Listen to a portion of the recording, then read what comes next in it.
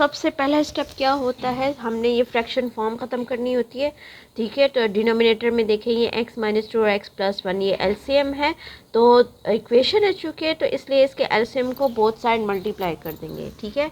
So multiply x minus 2 x+1 on both side, ठीक है। जब बोथ साइड मल्टीप्लाई करेंगे तो यह आ जाएगा जी x minus 2 x+1 3x+2 divided by x minus 2 x+1 that is equal to a के साथ भी डिवाइड कर देंगे x+2 माइनस 2 और x+1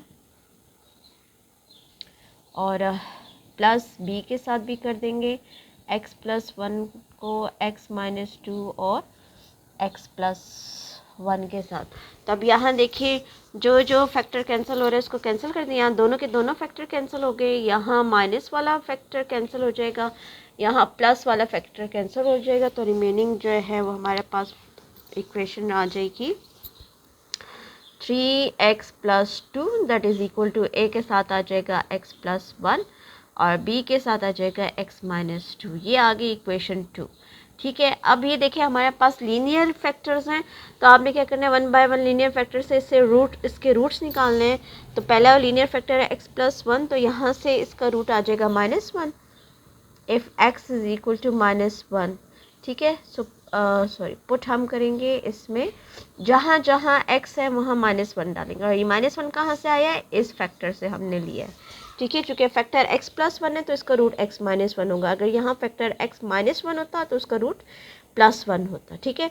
अब इक्वेशन 2 में डालेंगे, तो जहाँ जहाँ x है वहाँ इसकी वैल्यूज डालें -1 +2 that is equal to a into -1 +1 plus b into -1 -2। यहाँ से ये देखिए कैंसिल हो गए, तो ये पूरी की पूरी टर्म जो है वो 0 आ जाती है, प्लस ये आ जाएगा जी minus, both are having same sign, तो -3 को b के साथ मल्टीप्लाई करें तो मीन्स के -3b आता है, ठीक है। ये माइनस प्लस माइनस हो जाए -3b that is equal to -3 + 2, तो ये आ जाएगा -1 is equal to -3b। Cutting कर दें, नेगेटिव नेगेटिव कैंसिल, तो this implies that b is equal to 1/3। b की वैल्यू जो है वो हमारे पास आ गई है 1/3। अच्छा, अब सेकंड जो है इसी में हम सेकंड लीनियर फैक्टर है x माइनस 2, तो इसका रूट अब हम 1 की बजाय 2 डालेंगे, ठीक है। इसी में ही हम 2 डालेंगे और उससे हमें आंसर a का मिल जाएगा, ओके। चूँकि फैक्टर देखो x माइनस 2 है तो इसका रूट +2, तो +2 हर एक में देखिए मैंने डाला है, x की जगह 2, यहाँ भी x है तो 2, यहाँ भी x है तो 2, यहाँ से ये देखें ये कैंसिल हो जाएगा, तो ये पूरी टर्म 0 हो गई, ठीक। 3 2 6, 6 + 2 दैट इज़ इक्वल टू 2 और 1 गेट 3, तो 3a आ जाएगा। यहाँ से 6 और 2 8, सो 8 इज़ इक्वल टू 3a, तो a की वैल्यूज़ हमारे पास आ जाती है a is equal to 8/3। b और a की वैल्यूज़ आ गई। अब आपने इन दोनों वैल्यूज़ को इक्वेशन 1 में डाल देना है, तो ये रिजॉल्व हो जाएगा पार्शियल फ्रैक्शन में, ओके। यहाँ हम देखिए a की वैल्यूज़ हमने डाल दी, ठीक है, 8/3, b की वैल्यूज़ 1/3, और इसको आप जो है डिनोमिनेटर में जो 3 है इसको डिनोमिनेटर के साथ लिखते हैं, तो आंसर आ जाएगा that is equal to 8 divided by 3 into x minus 2 और +1/3 इंटू x+1।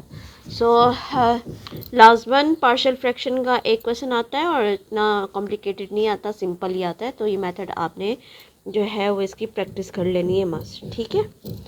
नेक्स्ट टॉपिक पे जाते हैं, okay. Next topic Venn diagram which is most important. उसमें बस ये अगर आप सीख लेना इनकी वेन डायग्राम्स, तो आप पूरा जो है वेन डायग्राम का टॉपिक जो आपका कंप्लीट हो जाएगा। ए कॉम्प्लीमेंट के लिए किस तरह ड्रॉ की जाती है वेन डायग्राम, बी कॉम्प्लीमेंट के लिए, और ये डे मॉर्गन लॉज हैं, एसोसिएटिव प्रॉपर्टी ऑफ यूनियन है, और distributive property of intersection over union और intersection over union over intersection, दोनों मैं आपको बताऊंगी। तो सबसे पहले तो ये देखें हमारे पास ए कॉम्प्लीमेंट, जो भी लाइक फॉर एग्जाम्पल मैंने ली है, यूनिवर्सल सेट आपको दिया हुआ है, ठीक है। जो 1 से 6 तक एलिमेंट्स है और ए और बी के एलिमेंट्स हैं। तो सबसे पहले आपने ए और बी को देखना है whether these are overlapping sets. तो ओवरलैपिंग सेट है, ठीक है, क्योंकि ये 3 कॉमन है तो मीन्स कि ये ओवरलैप कर रहे हैं। यू आपने जो है रेक्टेंगल से बाहर लिखना, तो ये पूरा का पूरा रेक्टेंगल जो है ये यूनिवर्सल सेट को रिप्रेजेंट करता है, ठीक है। ए और बी दो सेट्स हैं इनसाइड ऑफ द रेक्टेंगल, ठीक है, क्योंकि यूनिवर्सल का ये हिस्सा है। तो आपने 2 सर्कल्स कंपास से ड्रॉ करने हैं विद सेम रेडियस, ठीक है। ये फर्स्ट सर्कल जो है ए को रिप्रेजेंट करेगा और सेकंड सर्कल जो है वो बी को रिप्रेजेंट करेगा। अच्छा, अब इसमें एलिमेंट्स की प्लेसमेंट मस्ट सही होनी चाहिए, ठीक है। आपने क्या करना है, सबसे पहले देखो दोनों में कॉमन जो है वो 3 है, तो यहाँ 3 जो जितने भी एलिमेंट्स कॉमन होंगे उनका एरिया ये है। फिर उसके बाद आप देखें ए में 1 और 2 रह गया है, तो वो ये 1 और 2 का एरिया ये आ जाएगा, ठीक है, 1 और 2। और बी में आप देखें सिर्फ 4 रह गया है, तो 4 आपने यहाँ लिखना है। अब आपने यूनिवर्सल सेट में देखना है ये एलिमेंट्स जो लिखे जा चुके हैं इनके अलावा अगर कोई है तो वो आपने इन सर्कल से बाहर लिखना है। तो अब देखिए हमारे पास 5 और 6 एलिमेंट्स रह गए हैं, तो ये 5 आप कहीं भी लिख सकते हैं, ठीक। ये तो हो गई एलिमेंट की प्लेसमेंट। अब चूंकि कॉम्प्लीमेंट है, कॉम्प्लीमेंट हमारे पास ये होता है कि u में से हम माइनस कर देते हैं a को, then it gives us complement of a, ठीक है। तो ये पूरा का पूरा जो रेक्टेंगल है ये यूनिवर्सल सेट को रिप्रेजेंट करके इसमें से a को माइनस कर दे, डिलीट कर दे, तो a का सर्कल ये है पूरा, ठीक है। तो इस सर्कल को हमने डिलीट कर देना है, माइनस कर देना है, बाकी एरिया जो है वो शेड हो जाएगा, ठीक है। इस ए सर्कल के अलावा आपने बाकी एरिया जो है वो शेड कर देना है, तो ये हमें मिल जाएगा कॉम्प्लीमेंट ऑफ ए कॉम्प्लीमेंट, ठीक है। इसी तरह अगर बी कॉम्प्लीमेंट आपने करना हो तो बी कॉम्प्लीमेंट में देखिए आपने ये बी कॉम्प्लीमेंट लिखा, ये यू में से बी को माइनस कर दें, तो पर ये देखिए बी वाला एरिया माइनस हो जाएगा, ठीक है, ये सारा एरिया माइनस हो जाएगा और ए वाला सारा का सर्कल जो है वो कंप्लीट। तो ये पूरा का पूरा बी का सर्कल जो है ये माइनस होगा, ठीक है। सो ये हमें देगा बी कॉम्प्लीमेंट। नेक्स्ट प्रॉपर्टी पे जाते हैं, डिमॉर्गन लॉ। डिमॉर्गन लॉ में देखो लेफ्ट साइड कभी दी जाती है पेपर में, कभी कहते हैं कि इसको सॉल्व करें, तो इसमें जो है ना ये राइट हैंड साइड बड़ी आसानी से स्टूडेंट समझ लेता है। और चूँकि डिमॉर्गन लॉ में जो लेफ्ट हैंड साइड होता है वो राइट हैंड साइड भी होता है, मीन्स के दोनों इक्वल साइड्स होती हैं, तो जो शेडिंग इसकी होगी वो इसकी भी होगी। तो यहाँ A intersection B whole complement को हम किस तरीके से ड्रॉ करेंगे। अच्छा, अब देखिए अगर आपको दिया हुआ कि ए इंटरसेक्शन बी कॉम्प्लीमेंट की डायग्राम शो करें, मेन डायग्राम, तो A intersection B whole complement हम कैसे निकालते हैं, यू में से कॉम्प्लीमेंट जो निकाले जाते हैं यूनिवर्सल सेट में से माइनस किया जाता है ए इंटरसेक्शन बी को। अब ए इंटरसेक्शन बी क्या है, जो ए और बी का कॉमन एरिया है, तो कॉमन एरिया हमारे पास ही आ रहा है ना 3 वाला, तो हमने पूरे यूनिवर्सल सेट में से इसको माइनस कर देना है इन कॉमन एरिया को, तो बाकी जो एरिया है वो शेड हो जाएगा, ठीक है। तो ये 3 के अलावा बाकी जितने भी एलिमेंट्स हैं ये शेड हो जाएंगे, तो ये हमारा है A intersection B whole complement. तो जो शेडिंग इसकी है वो शेडिंग जो है वो इसकी भी होगी, A complement union B complement की भी यही शेडिंग होगी, ठीक है।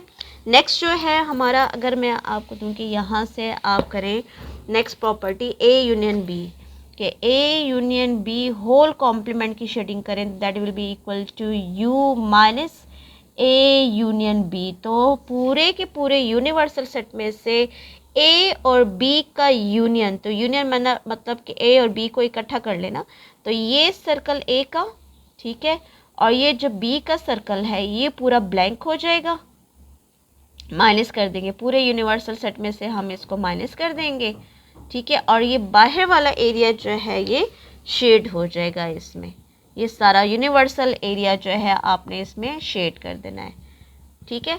शेडिंग बहुत प्यारी करनी है, रूलर रख के और नीट करनी है, ठीक है। ये है इसकी shading. Comes to next associative property of union और इंटरसेक्शन। इसमें 3 सेट्स दिए जाते हैं।